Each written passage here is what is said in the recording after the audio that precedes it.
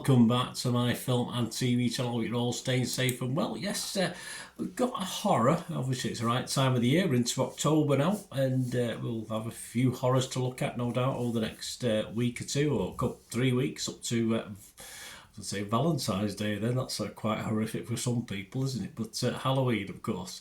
And we're going to have a look at yeah, it's been done before. It's been done very, very well. I remember being frightened to death watching a TV series on this back in the day, a long, long time ago.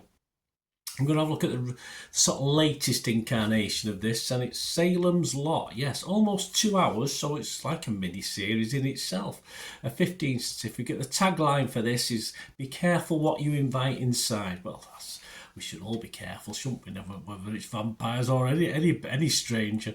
And it's written and directed by Gary Doberman, of course, based on the 1975 novel by Stephen King. As I said, there's been a TV series. There's been a reincarnation of this a bit fairly recently, hasn't there? But this is the latest. The film stars Lewis Pullman, Mackenzie Lee, Alfred Woodard, John Benjamin Hickey, Bill Camp, Jordan Preston Carter, Nicholas Cravetti, Spencer Treat Clark, some great names, William Sadler and Pilor Asbic. And it's a feature-length adaptation of the book. The miniseries was from 1979. Yes, that was the year I got married. That was frightening enough. But then to watch Salem's Lot, that was even scarier. And of course, 2004, there's a reboot as well. So I'll have a look at that, see what people are thinking. I'm slightly more favourable than other people, but I'll explain why and explain what other people are thinking. Please, if you are new to the channel, push that subscribe button, push the bell notifications. Everything film and TV. I do have a football channel as well about my football team, Manchester City. So if that's any interest, check through all my YouTube stuff. But if you're not bothered about football, don't worry about it. Plenty on film and TV. We have sponsors at the moment of the channel. You're quite welcome to get in touch about that as well. P@6505. They have a little eBay shop. They sell movie posters and DVDs. So there's a link in the comments below. So just follow that link. Have a look. Some great films, some great horror films in there as well. Some great stars, mainly from the 90s and 2000s for the posters. And some classic Hollywood and classic foreign language films on DVD. So have a look. If you do want to order anything, just mention me. Say Bernard sent you. You get 10% off the cost of your order. So you get that straight away. Everything's shipped within 24 to 48 hours. And they've been on eBay. They've had an eBay shop for on and off for about 12, 13 years, and they've got a 100% rating, so you can buy in confidence, guys. You can support the channel also by watching the ads, rather than skip them. Just give them a watch, guys. Go on your phone for 45 seconds, 30 seconds, or whatever it is. That helps me out as well. It doesn't really cost you anything apart from doing that. But if you do follow a link, if you do fancy something that's advertised, follow the link. That helps as well. And of course, you can help me by the sponsorship, but also give us a like. That's nice. It's just nice to give us a like as well. Spread the word. That's ways of helping me as well. My thanks to you. I'll give you my socials before we go anyway. If you want to have a chat about sponsorship, or of course to contact me about anything. I do loads of film and TV stuff on my various socials as well. Right, the plot. It's about Ben Mears. Was it Stephen King in reality? Who knows? A writer who spent part of his childhood... He did a lot of books about writers, didn't he, Stephen King? Part of his childhood in Jerusalem. Write what you know. Jerusalem's Lot. So obviously that becomes Salem's Lot. Maine, also known as Salem's Lot, as it would be, has returned after 25 years to write a book about the long-abandoned Marston house where he had bad experience as a child. He soon, just looking at it, gave me a bad experience. He soon discovers that an ancient evil has also come to town, and it's turning the residents into vampires.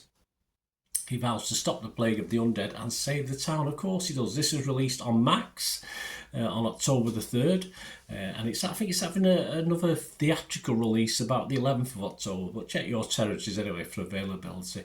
I'm doing this review on the 7th of October 2024. So any comments I make or scores I give you as at that date. Yeah, having been pretty scared by the original TV series, as I said. I mean, I was a grown-up, as I say, I've just got married, so I was very brave anyway. It's quite...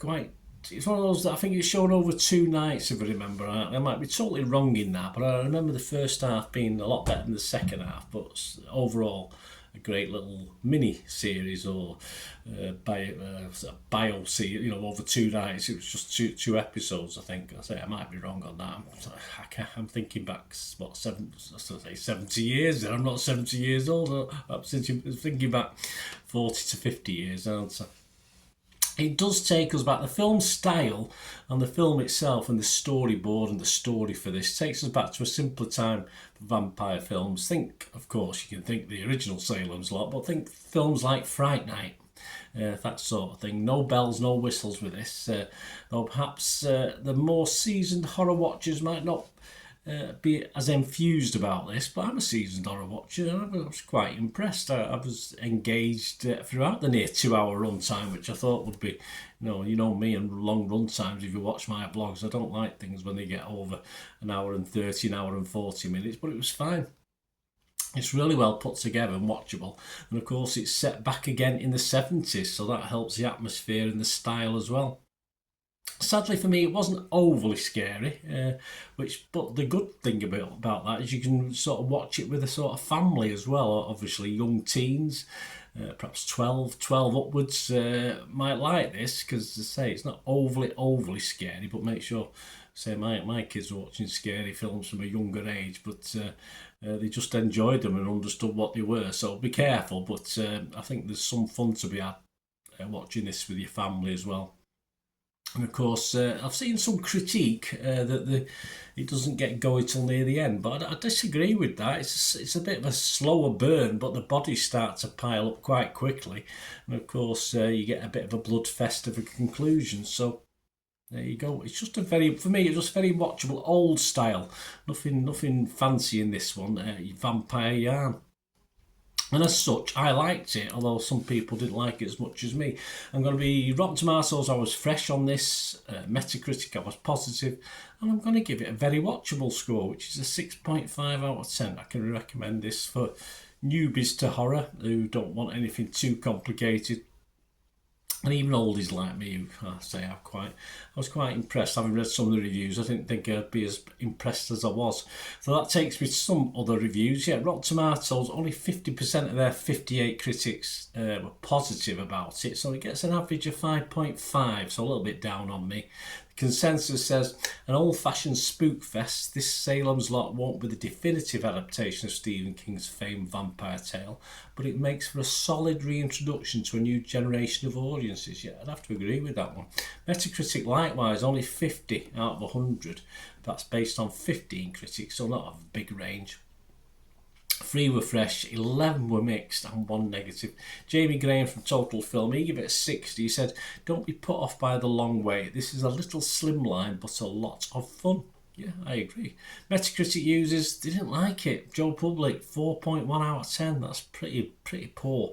Rotten Tomatoes audience, not overly impressive. 5.6 out of 10 with a 41% positivity.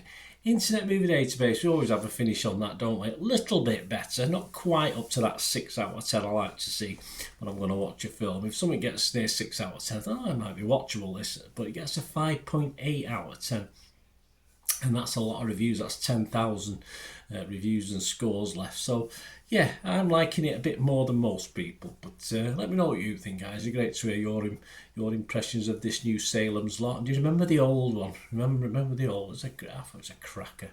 You watched the old one, the old vampire at the window sort of scene was probably one of the scariest I saw. It probably not scary now, but at the time it's sort of I remember, of course this was the days before videos and this sort of thing, before video recorders.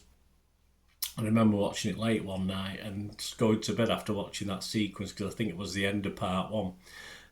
Really scary, but there's nothing of that level in this, but as a nice pleasant remake and a good fun watch for me. Let me know what you think. My socials are on screen there, guys, so if you want to do any sponsorship or support me in any of the ways I've just mentioned, please feel free to do so, or just come and have a chat about anything, this film or anything else. But I'd really like to know what you thought of this Salem's Lot anyway. Thanks for watching, guys. Until we meet again, I'll leave last one thing, don't I? Please stay safe, everyone. Watch them windows for them floating vampires. Bye for now.